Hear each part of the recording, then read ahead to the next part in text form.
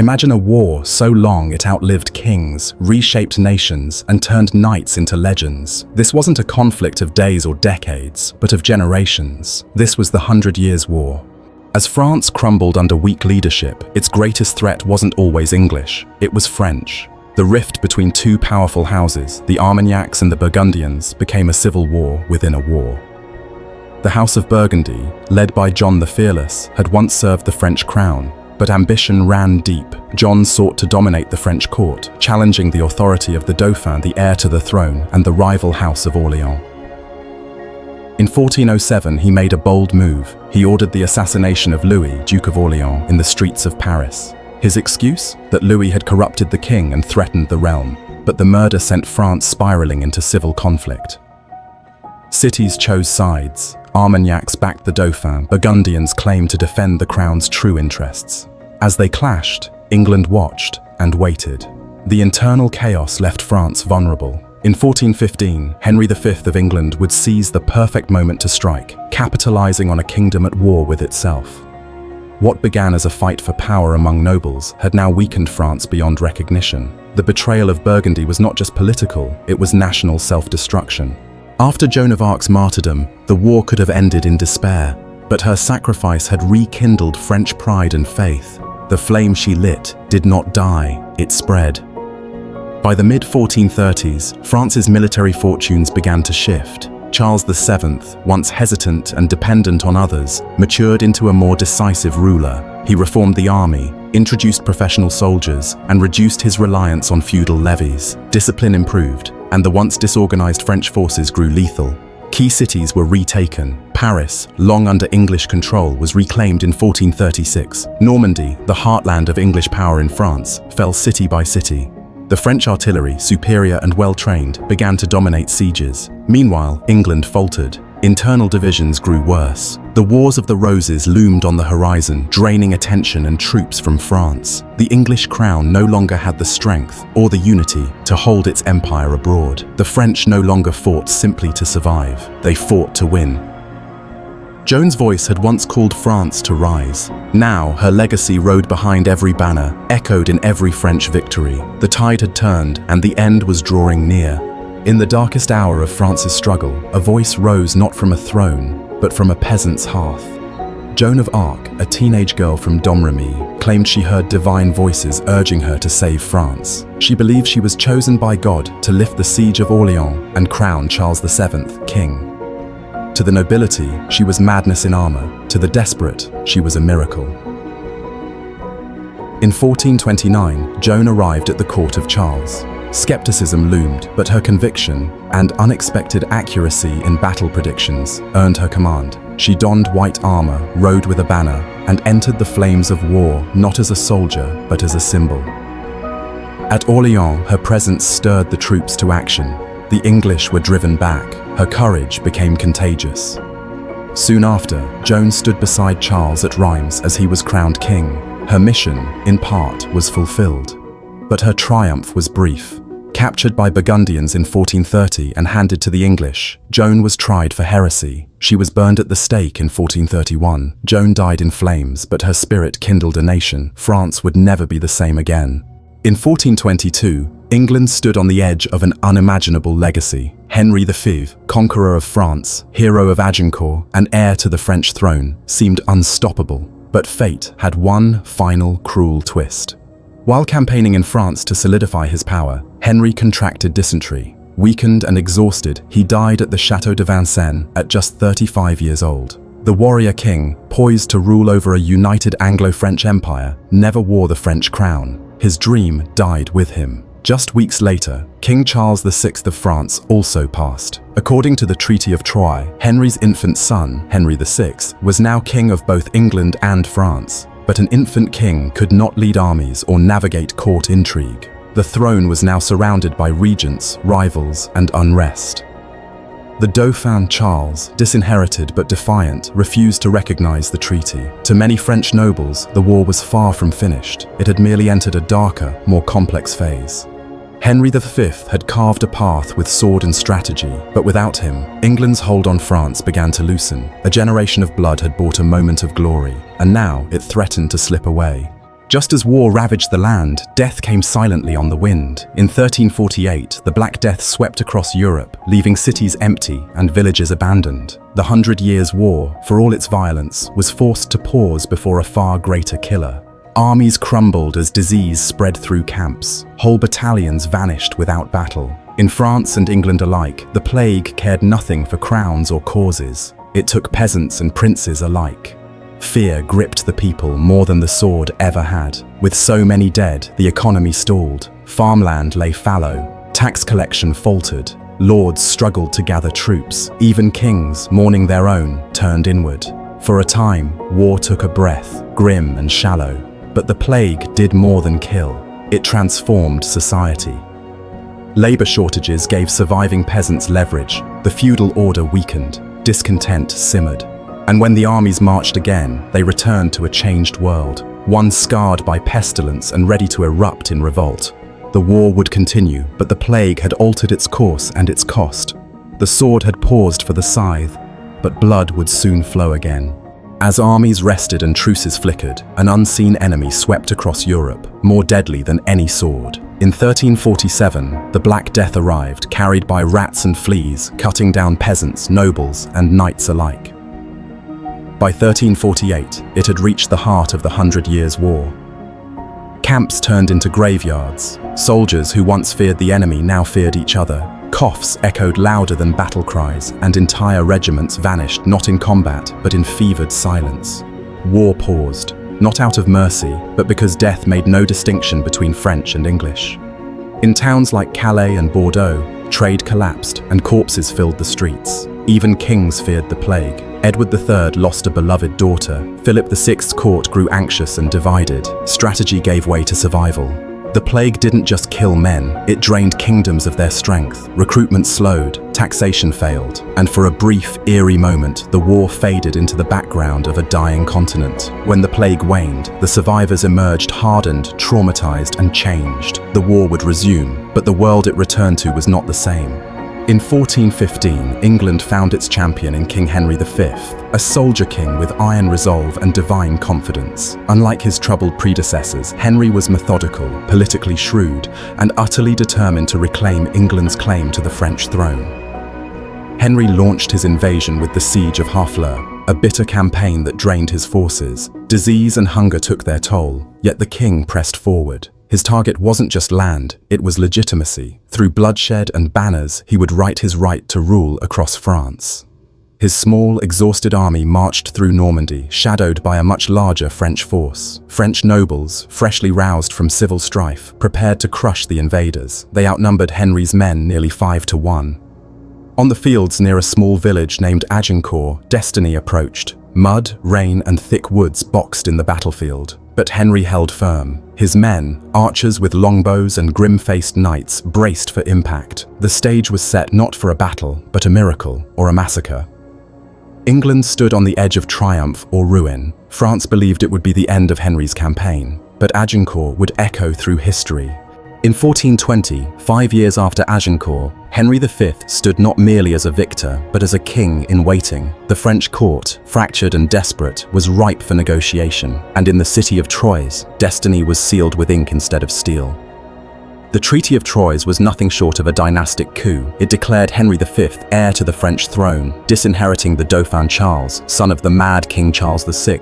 To legitimize the claim, Henry married Catherine of Valois, Charles VI's daughter, uniting the crowns in both blood and ambition. But behind the treaty lay betrayal. Queen Isabeau and the Burgundian faction, enemies of the Dauphin, favored England's strength over France's uncertainty. Many French nobles viewed the agreement as treason, a foreign king usurping their realm.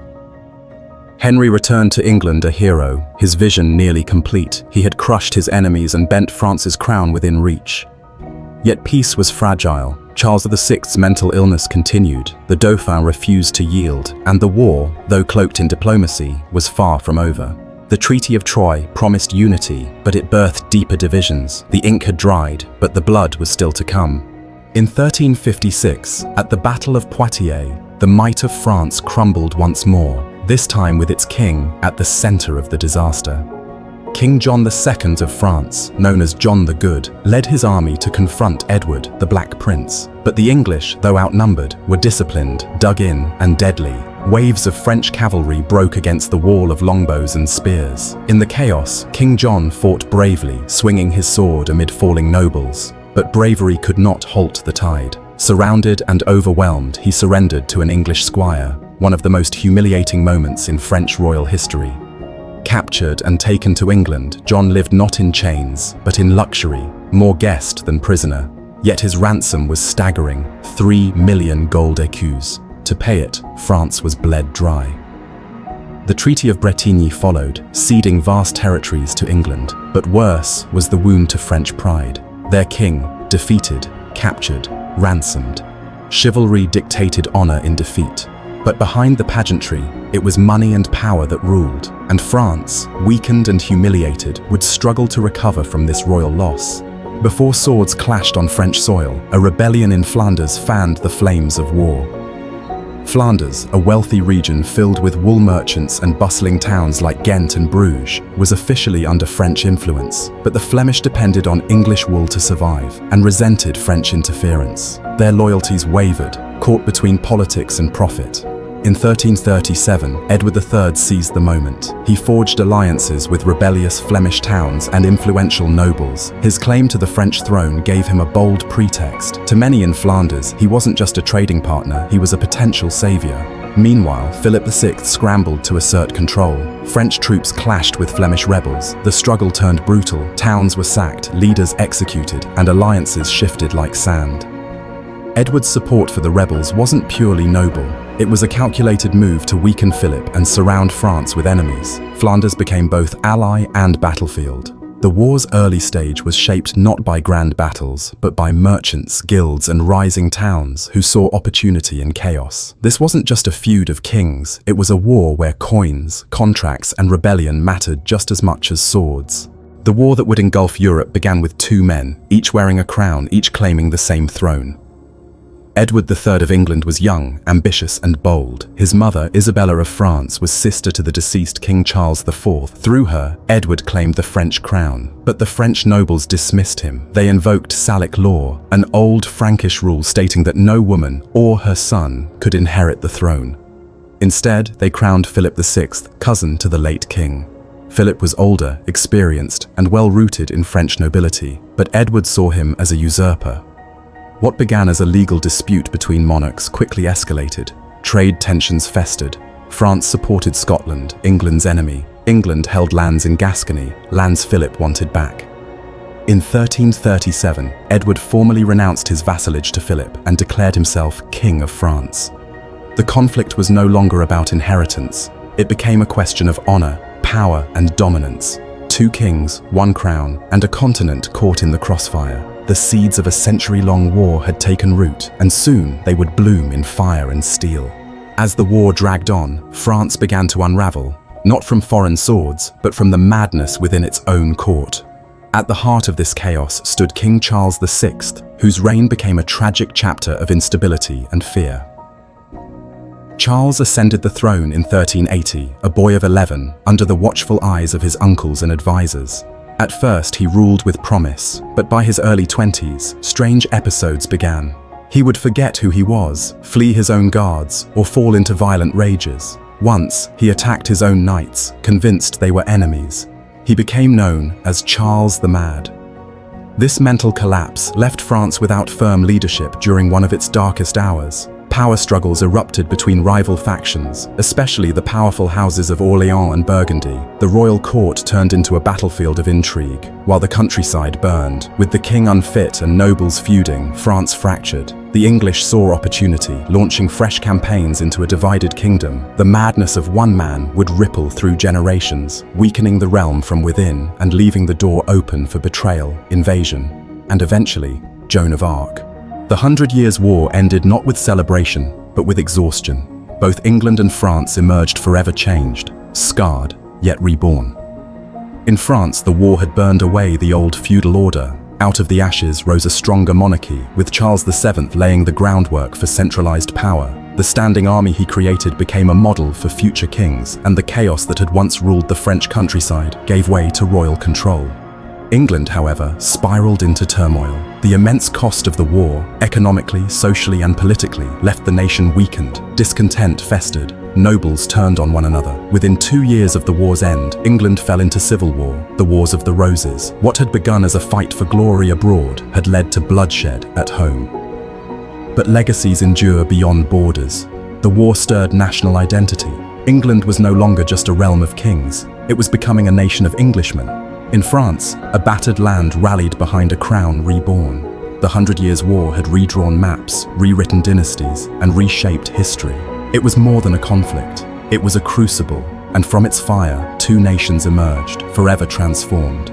To some, he was the flower of English chivalry. To others, a ruthless engine of war. Edward of Woodstock, better known as the Black Prince, was the eldest son of King Edward III, and the very embodiment of a knightly ideal twisted by the brutal demands of war. His triumph at the Battle of Poitiers in 1356 marked one of England's greatest victories. With tactical genius and composed aggression, Edward defeated a vastly superior French force and captured King John II of France. The ransom demanded for the king's release would bankrupt France for years. But Edward's fame came at a terrible cost. In 1370, during the sack of Limoges, his army killed thousands, men, women, and children, after the city's brief resistance. Chroniclers wrote of his merciless wrath, sparked by betrayal and sickness. The blood spilled that day stained his reputation forever. Despite his battlefield glory, Edward never became king. Illness consumed him in his later years, leaving behind a legacy both celebrated and condemned. Was he a chivalric icon or a butcher in armor? History remembers both. The Black Prince was a mirror of his time, honor-bound, feared, and deadly. By the 1440s, England's once mighty presence in France was unraveling. What began as a war of ambition had become a slow, humiliating retreat. The crown's treasury was drained, and the political divisions at home deepened into chaos.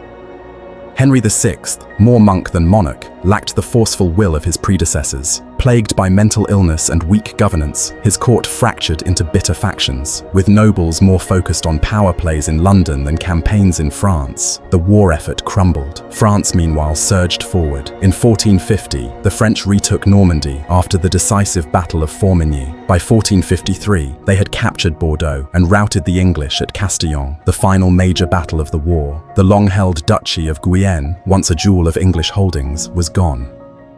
Only Calais remained in English hands, a lonely outpost clinging to the continent.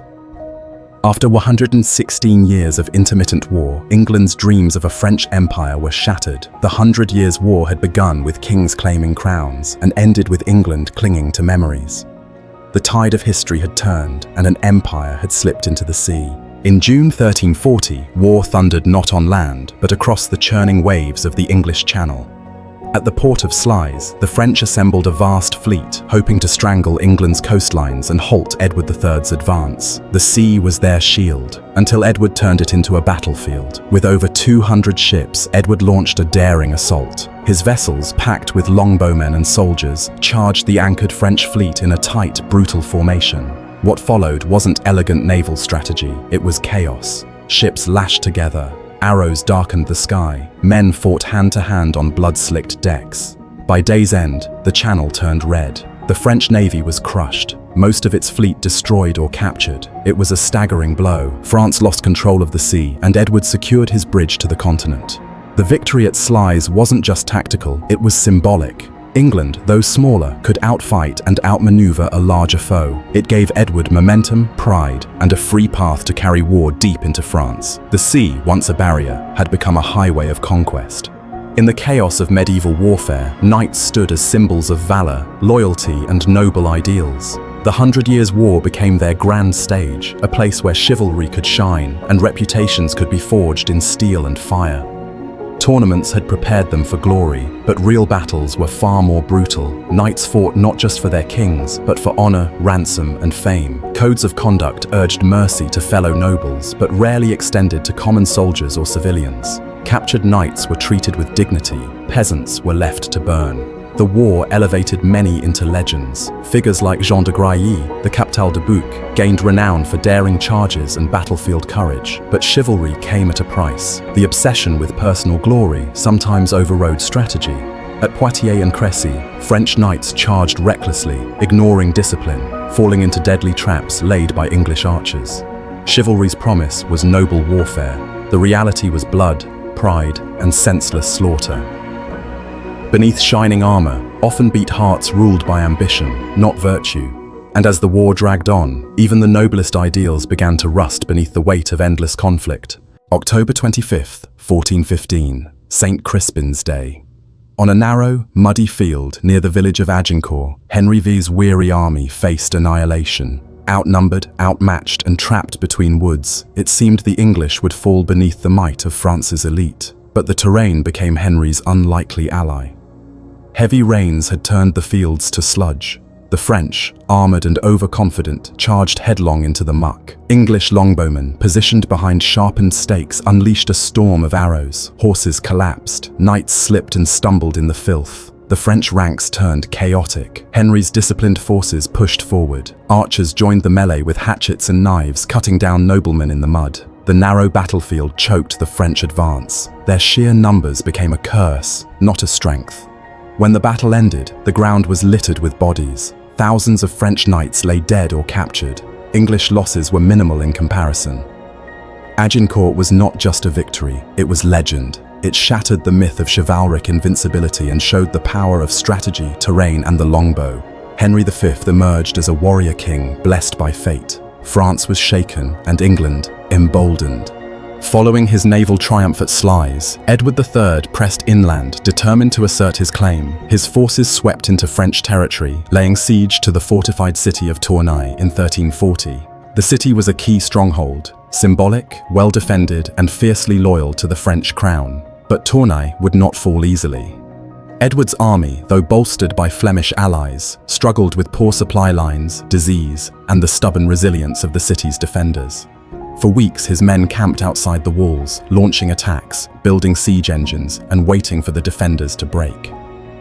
Inside the city, food dwindled, morale strained, but they endured. Then came an unexpected turn. The Pope, watching the chaos unfold, sent mediators. Edward's mother, Isabella of France, joined in urging peace. With pressure mounting and resources thinning, Edward agreed to negotiations. The result, a temporary truce. No grand victory, no captured city, only a fragile pause in a long and brutal war. The siege of Tournai revealed the deeper truth of medieval warfare. Victory wasn't just won with swords, but with patience, diplomacy, and endurance. Even kings had to retreat when the weight of war became too great. It began not with a bang, but a blood-stained question: who would sit on the throne of France? In 1328, the French King Charles IV died without a male heir. According to French law, the crown could not pass through a woman. But Edward III of England, grandson of Philip IV of France through his mother, disagreed. He saw a throne not inherited but stolen. The French crowned Philip VI instead. Edward, young and ambitious, would not let it stand.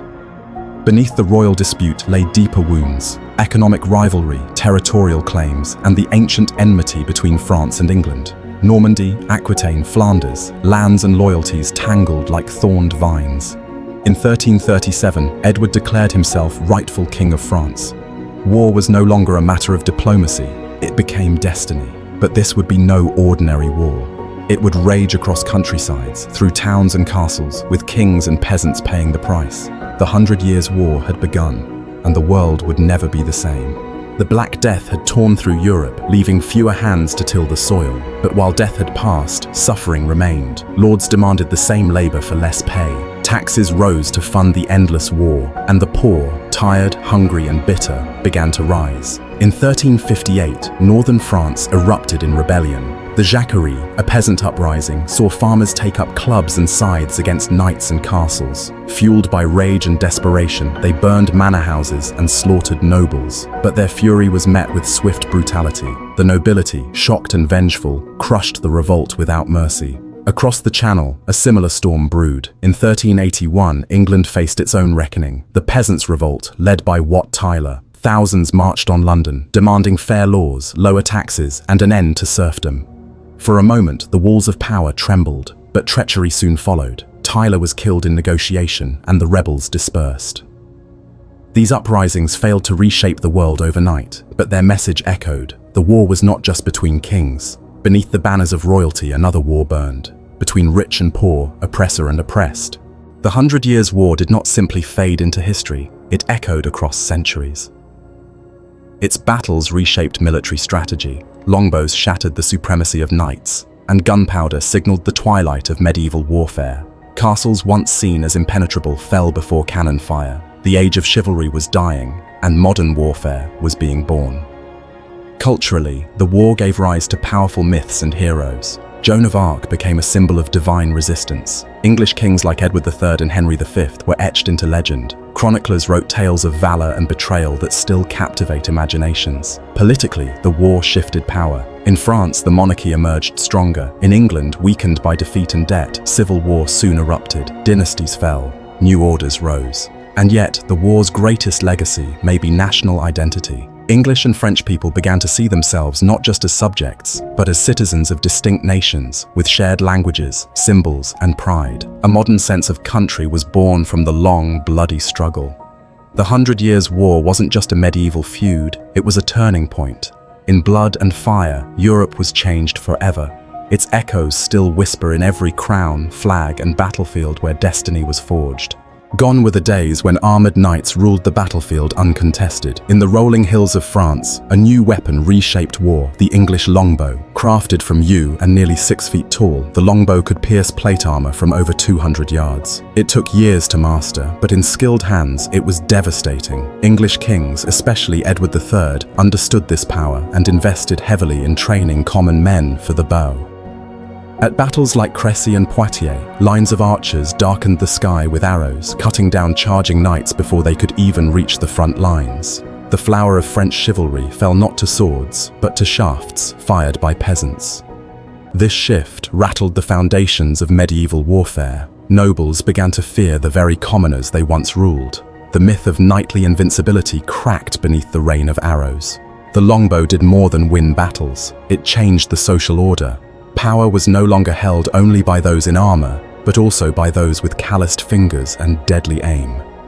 The age of chivalry was bleeding out, and the age of professional war had begun.